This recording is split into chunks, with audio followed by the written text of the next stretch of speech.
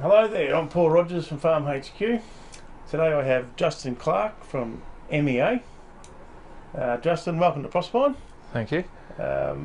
If we could just start by, Justin, just explaining who MEA is and what sort of products that you guys sell. Yep.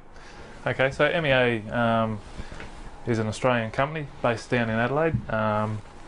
They've been around since 1984, so 32 years. And yeah, we deal with soil moisture and climate monitoring equipment. That's our main business. Yeah, right. Yep. So we've had a little bit to do with your basic GDOT units in the last 6 months, with soil moisture monitoring of the new rice crops up this way, Yep. as well as in some sugarcane.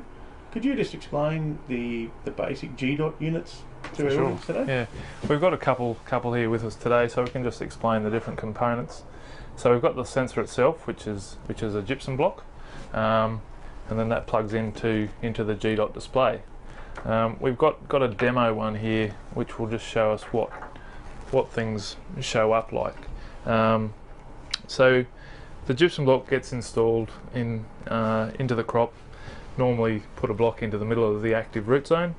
Now when the profile is wet, all the dots will be flipped over yellow to show that the profile is full. Then as the crop is extracting water, the tension increases and these dots will flip down as it dries out. So what the gypsum block is measuring is the soil tension, so how hard the crop is having to work to extract the moisture from the soil. So different crops will have a different tension reading when they need to be irrigated again, and we've got a range of those kilopascal readings indicated down the left hand side of the display. It's a nice simple visual tool, low maintenance, runs on a couple of AA batteries, and yeah, typically we'll get at least 2 years out of the batteries. Yep. Over time the gypsum tablet inside the gypsum block will dissolve, but you can just buy a replacement gypsum block that will Yep. plug, and you can continue using the original display. Excellent. Yep. So they're simply just a display. The grower drives around his farm.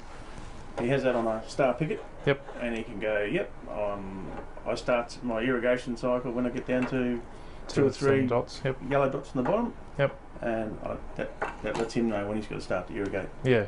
So it's not logging data or anything like that. Yep. It's purely a visual tool that the grower has to go past and check. But being so bright and visual, it's something that they can quickly look at as they're driving past, see where they're at, and that's pretty good. Like, they retail for about $300. yeah, $290 plus GST will Yep. get you everything there.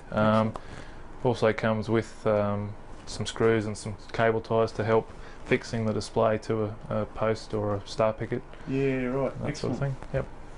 So, I guess good starting point. But for the guys who want a system that's gives them some feedback, it gives them record keeping for the best management plan these days. We need to show records of how and why we're irrigating and how much we're irrigating. Yep. You guys have got a fairly new system out, the Plexus. Yeah. So Could the you explain Plexus system has been out for you're going on 3 years now, I suppose. But Okay. compared to the GDOT, yeah, it's a fairly new product.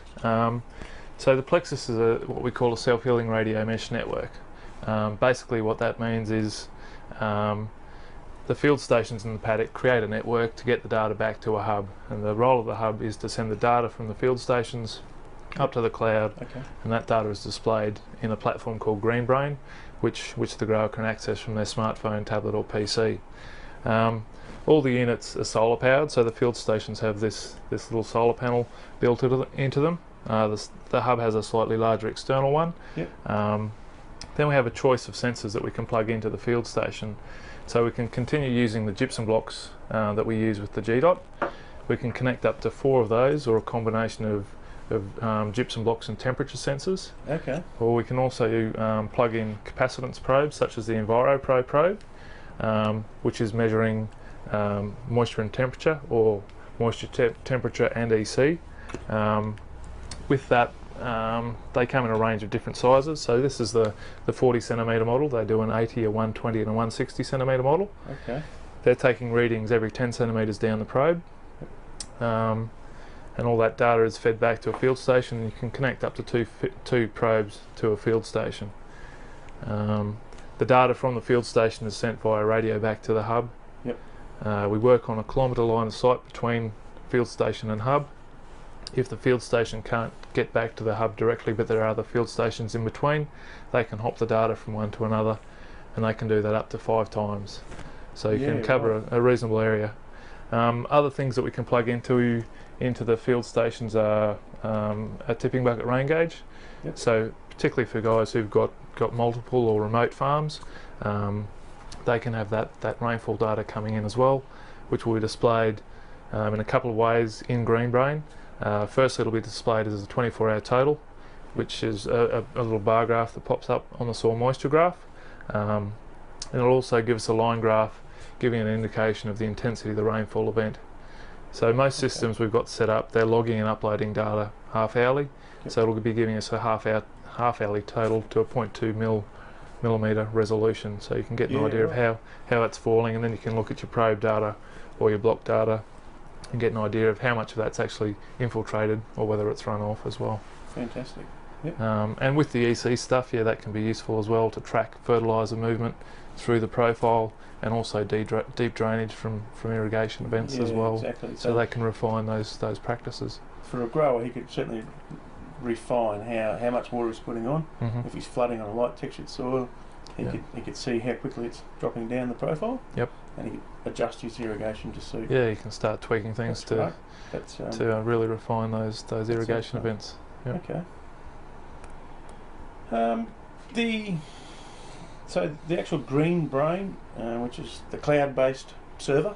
Yep. A grower can access that on his smartphone, iPad, PC. Yep. He can go to that, pull it up, and click on his. Yeah, so it's really nice, easy software to navigate your way around. And that's the beauty of it. It's nice mobile data. It's data in the palm of your hand. Yep. You can have multiple users logging in to view the data. So if the grower wants other people on the farm to have access to it, that's fine. Or if they want their agronomist to log in and have a look at it, that's fine as well. Also, other things, so if people didn't have a tipping bucket rain gauge connected to the system, they can manually input rainfall events, irrigation events, and record that data. There's also a comment function which allows people to record other information as well, so such as like growth rates of cane, growth rates, or the moisture yield rates from that block, or if there was an extreme weather event or something out of the ordinary that they wanted to keep a record of. All that can be stored on GreenBrain. Excellent. And you can go back and look at previous seasons data and compare last year to this year and just see how things are tracking along. Okay.